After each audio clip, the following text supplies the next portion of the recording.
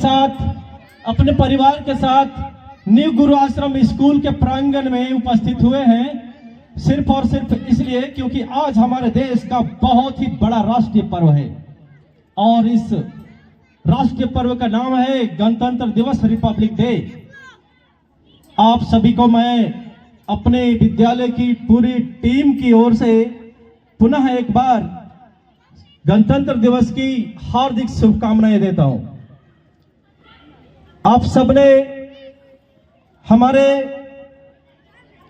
School के बच्चों के परफॉर्मेंस को देखने के लिए और राष्ट्रीय पर्व को एक साथ मिलकर मनाने के लिए न्यू गुरु आश्रम स्कूल के प्रांगण में कदम रखा, इसके लिए हम आभार व्यक्त करते हैं। हमारा विद्यालय आपका आभार व्यक्त करता है। बहुत ही गौरवशाली क्षण, गौरवशाली पल, आज के दिन एक साल का एक लंबा इंतजार पूरे देशवासियों को कि हर घर, हर स्कूल, हर चौक चौराहे पर राष्ट्र ध्वज लहराएगा। आज वही दिन है। क्योंकि हमारे बच्चे और हमारे माननीय पेरेंट्स, अभिभावकगण आज इस मंच के समक्ष उपस्थित है, इसलिए मैं इतना जरूर कहना चाहूंगा कि 26 जनवरी भारत के इतिहास में अविस्मरणीय है। जब तक सूरज, चांद और धरती रहेगी, इस पल को और ये 26 जनवरी के सुनहरे अवसर को भूला नहीं जा सकता। क्योंकि अंग्रेजों के हाथों जब भारत हमारा गुलाम था और भारत के वीर सपूतों ने अंग्रेज दुश्मन को अपने देश से मार भगाया, तब हमारा देश आजाद हुआ था और वह आजादी हमें 15 अगस्त 1947 को मिली थी। लेकिन उस वक्त हम संपूर्ण रूप से आजाद नहीं हो पाए थे। हमारा देश आजाद हुआ था, देशवासियों की आजादी आज के दिन मिली। क्योंकि आज के दिन हमें वो अधिकार, हमारा वो हक संविधान के लिखित शब्दों ने दिया। पूर्णतः हम स्वतंत्र हो गए, हमें आजादी मिल गई, हमें हमारा हक, अधिकार मिल गया। नहीं तो अगर हम थोड़ा पीछे जाएं तो पता चलता है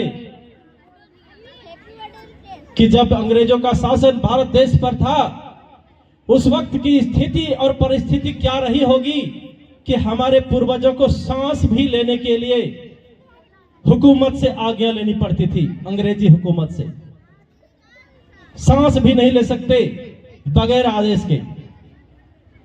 जरा सोचो कैसा होगा वो पल, कैसी होगी वो परिस्थितियां, कैसे जीते होंगे हमारे पूर्वज, हमारे दादा परदादा लोग। लेकिन आज आप अपने देश के उस स्वतंत्र परिंदे की तरह हो कि एक कोना से उड़ना शुरू करो तो धरती के दूसरे कोने तक उड़कर पहुंच जाओ, कोई रोकने वाला नहीं। यह अधिकार आज के दिन मिला। आप जहां चाहो घूमो फिरो, जितना चाहो पढ़ाई लिखाई करो और जितना चाहो आप अपनी तरक्की करो, यह भी अधिकार आज ही के दिन आपको मिला। माताएं बहनों, आपको यह पता होगा कि स्त्रियों की जो दशा थी गुलाम भारत में, वो इतिहास बताता है, इतिहास के पन्नों में अक्षरशः दर्ज है कि स्त्रियों की जो दशा थी वो पढ़ के रोंगटे खड़े हो जाते हैं लेकिन हम तो आज के दिन उन्हें सैल्यूट करेंगे जिन्होंने हमें उस बंधन से मुक्त करके इतनी बड़ी आजादी दी। वे वीर सपूत, देश के वे महानायक जो अपने देश के लिए लड़े, हमारे लिए लड़े, अपने लिए नहीं लड़े, अपने परिवार के लिए नहीं लड़े, क्योंकि उनकी भी जिंदगी थी। वो भी चाहते तो बहुत मजे से जीते, लेकिन नहीं, उन्हें देश के भविष्य की चिंता थी और देशवासियों की चिंता थी। इसलिए उन्होंने अपनी बलिदानी दी और बलिदान होकर, पूरे परिवार की बलिदानी देकर हमारे देश को आजाद कराया और अंग्रेजों को यहां से भगाया। और उसके बाद हमारा देश कैसे चलेगा, यहाँ के तौर तरीके, यहाँ के कायदे कानून कैसा होना चाहिए, इसकी रूपरेखा तैयार करने के लिए एक टीम बनाई गई और उस टीम के सुपीरियर थे बाबा साहब डॉक्टर भीमराव अंबेडकर।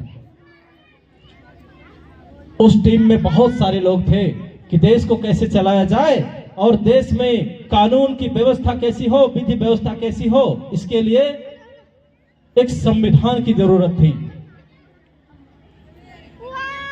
और मैं बात कर रहा हूं उन बाबा साहब की जो आपके समक्ष यहां पर आदमकद फोटो के रूप में है।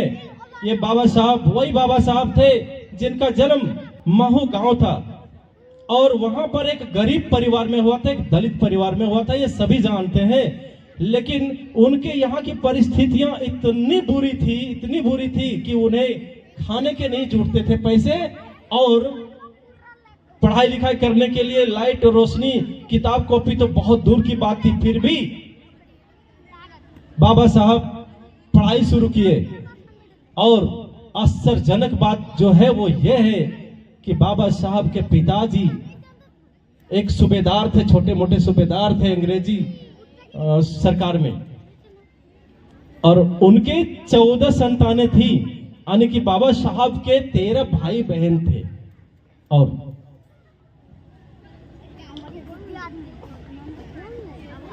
और इतने लंबे परिवार में रहने के बावजूद भी उन सभी भाई बहनों में से अकेले बाबा साहब ने पढ़ना शुरू किया कि अपने देश से विदेश चले गए, लंदन अमेरिका जैसे विदेशों में जाकर के इन्होंने डिग्रियां ली। और वो भी कि अपने जमाने में 24 विषयों की डिग्रियां हासिल कर लिए। आज मैट्रिक करते हैं हम लोग, इंटर करते हैं, ग्रेजुएशन करते हैं, 2-3 डिग्री हमारे पास आती है, बहुत ज्यादा से ज्यादा 1-2 और हो जाए। लेकिन खुद सोचिए और अपने दिमाग पे थोड़ा जोर दीजिए कि 24 विषय पर इन्होंने ज्ञान प्राप्त किया और उनकी डिग्रियां हासिल की। बाबा साहब भीमराव अंबेडकर 9 भाषाओं के जानकार थे, 9 भाषा जानते थे और पूरे विश्व के सभी धर्म को इन्होंने इतनी गहराई से अध्ययन किया कि सभी धर्मों के ज्ञाता बन गए। और तब जाकर के उन्होंने भारत को एक ऐसा संविधान दिया जहां सभी देशवासियों को पूरा हक और अधिकार मिला, बच्चों को भी मिला, महिलाओं को भी मिला, पुरुषों को भी मिला, बुजुर्गों को भी मिला। और उन्होंने संविधान में वो सब कुछ दिया जो हमारे देश के सभी वर्गों को चाहिए था। किसी में कोई भेदभाव, पार्शियलिटी नहीं की और सबके लिए उन्होंने एक से बढ़कर एक अधिकार दिए।